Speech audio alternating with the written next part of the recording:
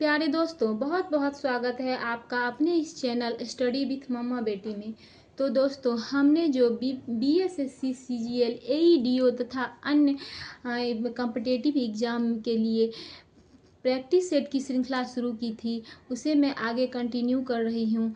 और ये 15 क्वेश्चन का प्रैक्टिस सेट मैं एक्सप्लेनेशन के साथ करा रही हूँ। देखिए दोस्तों, ज़्यादा क्वेश्चन करना ज़रूरी नहीं है, पर जो ही आप करें उससे कॉन्सेप्ट क्लियर होना ज़रूरी है। लेकिन एक बात है कि प्रैक्टिस करना बहुत ज़्यादा ज़रूरी है।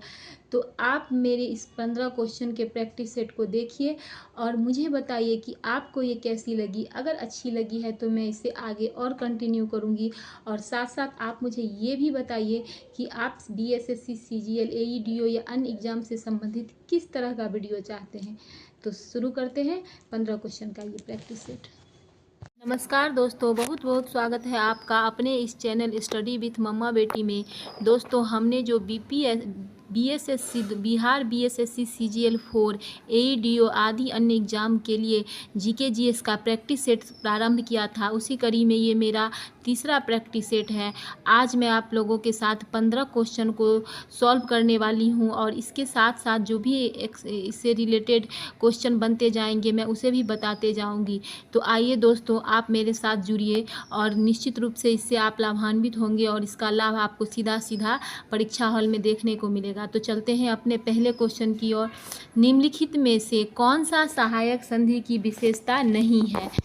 तो मैं पहले सहायक संधि के बारे में कुछ बता दूं दोस्तों। सहायक संधि लॉर्ड वेलेस्ली गवर्नर जनरल, जो कि 1798 से लेकर 1805 ईस्वी तक भारत के गवर्नर जनरल थे, उनके द्वारा सहायक संधि अपनाया गया था। और उन्होंने 1800 में कलकत्ता में फोर्ट विलियम कॉलेज की भी स्थापना की थी। तो यहाँ ये पूछा जा रहा है कि सहायक संधि की विशेषता क्या नहीं है। तो आप जानते भी होंगे दोस्तों कि सहायक संधि के अंतर्गत देसी रियासतों को एक ब्रिटिश रेजिमेंट रखना होता था। देसी रियासतों की विदेश नीति कंपनी के अधीन होगी और कंपनी की सेना का खर्च रियासत उठाएगी। लेकिन यहाँ जो बी ऑप्शन है दोस्तों, देसी रियासत की आंतरिक शासन कंपनी के अधीन होगी, ये सहायक संधि के नियम नहीं है। तो इसका जो सही जवाब होगा दोस्तों वो होगा बी। आते हैं हम अपनी दूसरे क्वेश्चन की ओर, जो है निम्न में से किस समाचार पत्र पर वर्नाकुलर प्रेस एक्ट के तहत कार्रवाई की गई थी? तो मैं आपको बता दूं दोस्तों कि वर्नाकुलर प्रेस एक्ट जो है वो 1878 में लॉर्ड लिटन के कार्यकाल में लगाया गया था और भारतीय भाषा में प्रकाशित समाचार पत्रों पर इसके अंतर्गत प्रतिबंध लगाया गया था। और लॉर्ड लिटन जो है वो 1876 से लेकर के 1880 तक भारत के वाइसराय रहे थे। और इनके संदर्भ में एक और क्वेश्चन जो कि बहुत महत्वपूर्ण है कि दिल्ली दरबार का आयोजन किया गया था लॉर्ड लिटन के कार्यकाल में 1877 में, जिसमें महारानी विक्टोरिया को केसरे हिंद की उपाधि दी गई थी। तो इस क्वेश्चन का सही जवाब क्या होगा दोस्तों? आप गेस कर चुके होंगे। इस क्वेश्चन का सही जवाब होगा भारत मिहिर।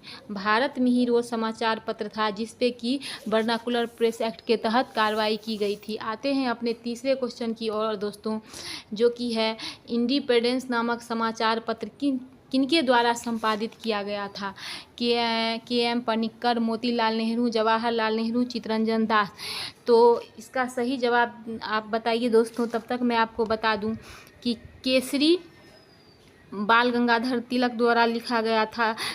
केसरी समाचार पत्र का संपादन बाल गंगाधर तिलक द्वारा किया गया था और बंगाली का सुरेंद्र नाथ बनर्जी द्वारा किया गया था। तो इंडिपेंडेंस नामक समाचार पत्र का संपादक कौन थे?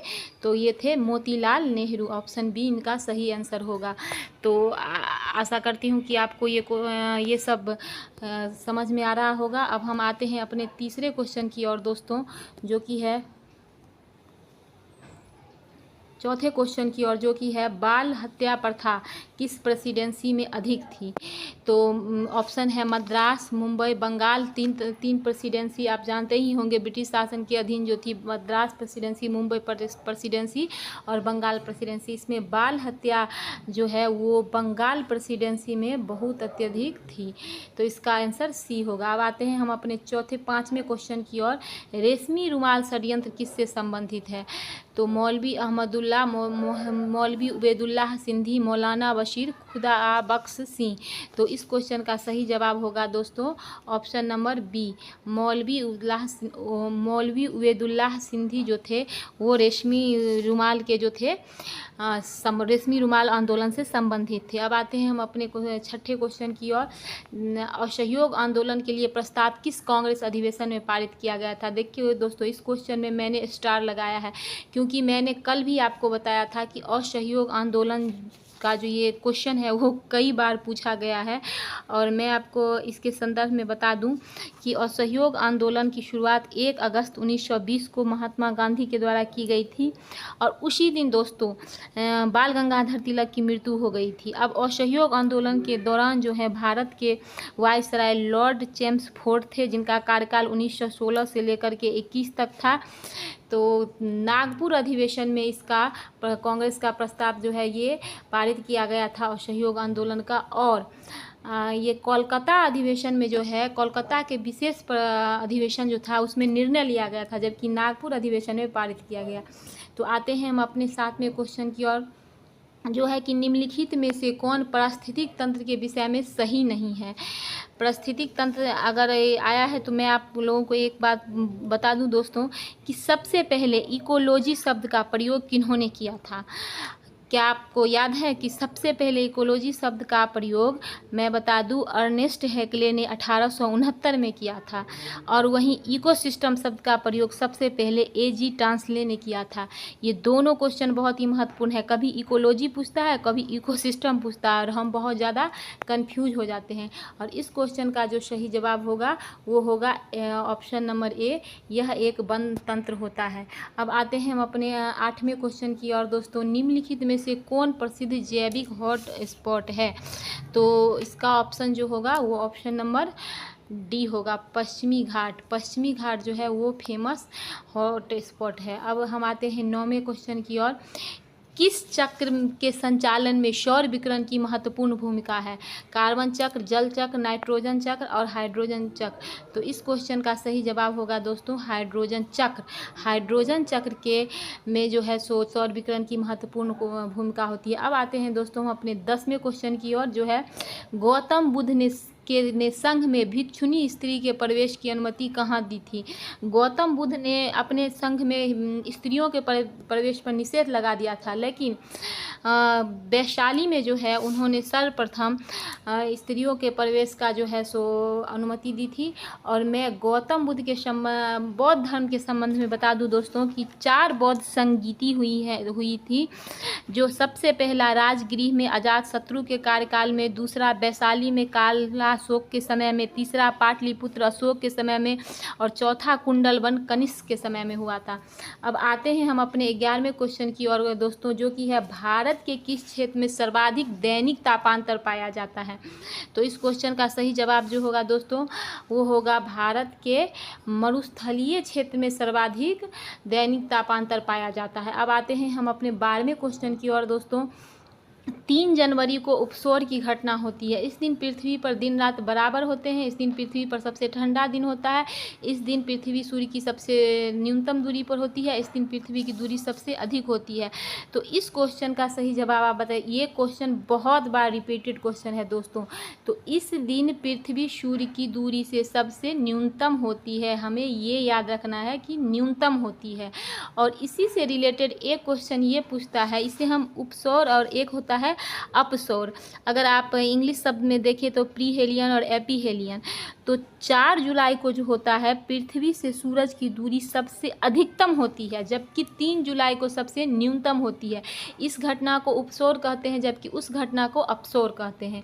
आशा करती हूँ कि आप इस कन्फ्यूजन को अच्छे से दूर कर लिए होंगे। अब आते हैं हम अपने 13वें क्वेश्चन की ओर दोस्तों, कौन सी भूकंप तरंगे सबसे अधिक विनाशकारी होती है? तो आप जानते होंगे कि भूकंप तरंगे 3 तरह की होती हैं, पी तरंगे, एस तरंगे और एल तरंगे। तो सबसे जो भूकंप तरंगे विनाशकारी होते हैं दोस्तों वो होता है एल तरंगे। एल तरंगे सबसे ज़्यादा विनाशकारी होता है। तो आते हैं हम अपने अगले क्वेश्चन की ओर दोस्तों, जो कि है 14वां क्वेश्चन, निम्नलिखित में से कौन सा सही सुमेलित है? रेड क्लिफ रेखा भारत और चीन, रेड क्लिफ रेखा भारत और चीन के बीच नहीं है, बल्कि रेड क्लिफ रेखा भारत और चीन के बीच नहीं है। भारत और चीन के बीच तो मैकमोहन रेखा है। तो रेड क्लिफ रेखा किसके बीच है? भारत और पाकिस्तान के बीच। डुरंड रेखा भारत और पाकिस्तान नहीं दोस्तों, बिल्कुल नहीं। डुरंड रेखा भारत और पाकिस्तान नहीं, भारत और अफगानिस्तान के बीच है। भारत और पाकिस्तान के बीच नहीं है, भारत और पाकिस्तान के बीच रेड क्लिफ रेखा है। अब हम मैगिनट रेखा फ्रांस और जर्मनी के बीच, हिंडनबर्ग रेखा फ्रांस और बेल्जियम के बीच। तो इस क्वेश्चन का सही जवाब होगा दोस्तों सी, मैगिनट रेखा जो है वो फ्रांस और बेल्जियम के बीच है। ये जवाब बिल्कुल सही है दोस्तों। तो आते हैं हम अपने 15वें क्वेश्चन की ओर। निम्नलिखित में से कौन सी पर्वत श्रृंखला सबसे लंबी है? हिमालय पर्वत, आल्प्स पर्वत, रॉकी पर्वत और एंडीज पर्वत। तो सबसे लंबी पर्वत श्रृंखला पूछ रहा है दोस्तों, तो सबसे लंबी पर्वत श्रृंखला जो है वो है एंडीज पर्वत। कौन सी पर्वत? और हिमालय पर्वत जो है एशिया में वो सबसे ऊंची पर्वत श्रृंखला है, जबकि सबसे लंबी पर्वत श्रृंखला है एंडीज पर्वत। और एक बात और दोस्तों, हिमालय पर्वत जो है, ये हिमालय पर्वत वो जो है एक फोल्डेड माउंटेन है। कौन सा माउंटेन है? एक फोल्डेड माउंटेन है। इस बात को हमें याद रखना है दोस्तों कि हिमालय पर्वत जो है वो एक फोल्डेड माउंटेन है, ये वलित पर्वत है। ये क्वेश्चन कितनी बार पूछा गया है।